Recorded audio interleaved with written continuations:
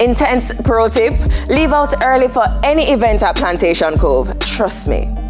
It was a hot first week of the year. Here's the Intense 5. Riri went all out to showcase her Fenty Valentine collection. Got it, Riri? Paris Hilton's home was one of several that was burnt in the California fire. She and her family were elsewhere, but saw the video on TV. Prayers going out to the hundreds who lost it all. Skeng says to get ready for a new Nicki Minaj collab and a new album. Hope it's not a long wait. Not y'all bullied Kirk. His performance here in Jamaica sparked a lot of controversy regarding both his attire and his dancing style.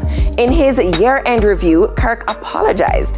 It was just a tank top though, gonna stay way too bad. And finally, holding the spot this week, Scatter told his side of the story about the Freedom Street drama with Poppy, but we want to hear Poppy's side. You don't agree?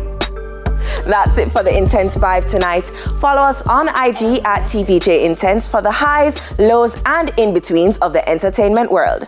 Up next, Richie Reasons with Tropical. Soon come.